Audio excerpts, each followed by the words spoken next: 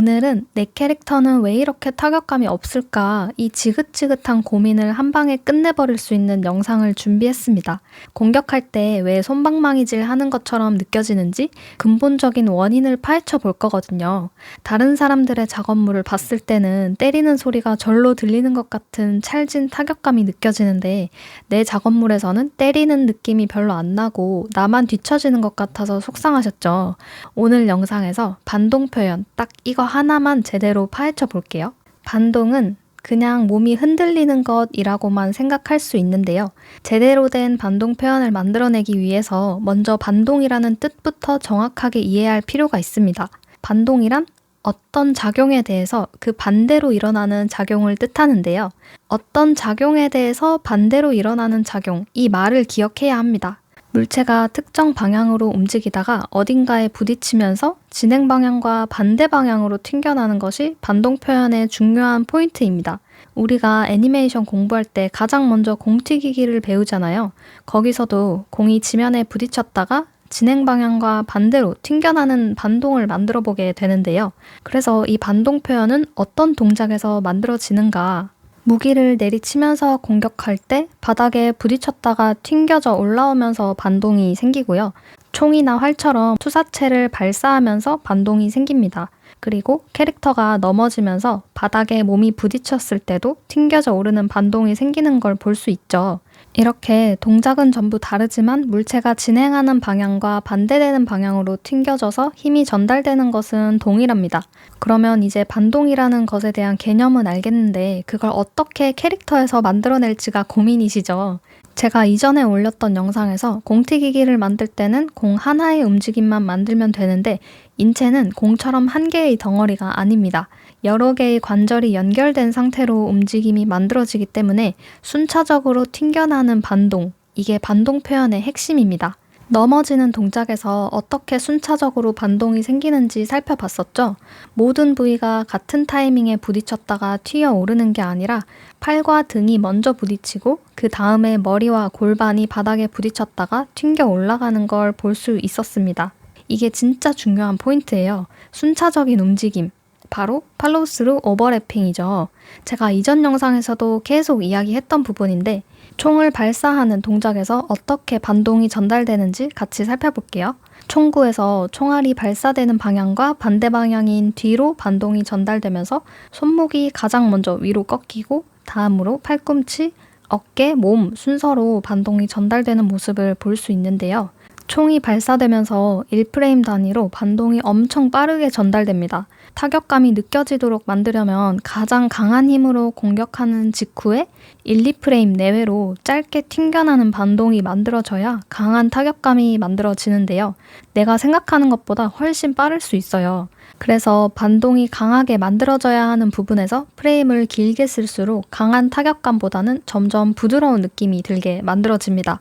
그리고 공격 직후에 1, 2프레임의 차이에 순차적인 반동 표현이 있고 없고가 매우 큰 차이를 만들어내는데요.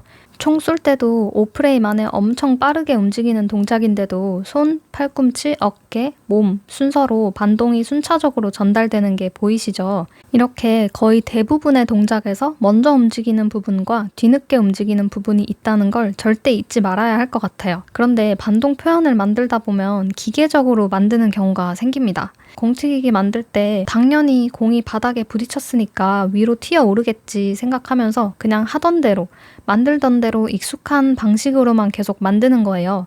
그런데 그렇게 하면 안 돼요. 캐릭터 특성에 따라서 반동 표현에서도 느낌을 다르게 만들 수 있어야 합니다. 반동 표현에서도 캐릭터마다 느낌을 다르게 만들어줄 수 있다고요? 그게 무슨 뜻일까요? 리그 오브 레전드 캐릭터로 예를 들어볼게요. 똑같이 공중에 떠 있다가 아래로 내려 찍는 공격이라고 해도 다리우스처럼 갑옷을 입고 단단한 느낌의 캐릭터라면 반동 표현도 좀 더 딱딱하게 만들 수 있고 자크처럼 말랑한 캐릭터라면 상대적으로 여유 있는 타이밍으로 탄력 있는 부드러운 반동을 만들어줄 수 있습니다. 부드러운 캐릭터와 단단한 캐릭터의 반동 표현의 차이를 어떻게 만들어줄 수 있을까요? 캐릭터의 골반, 상체, 머리, 부위별로 반동이 전달되는 시간이 얼마나 빠를지 느릴지를 조절해서 단단함과 부드러움의 차이를 만들 수 있습니다. 그러니까 단단하고 몸에 힘이 강하게 들어가 있는 캐릭터일수록 반동 표현이 만들어질 때 먼저 튕겨나는 부위와 뒤늦게 튕겨나는 부위의 시간차가 적게 만들어질 거고, 힘을 덜 주고 있거나 약한 캐릭터일수록 반동 표현에서 부위별로 튕겨나는 시간차가 더 크게 생기게 됩니다. 이해되셨나요?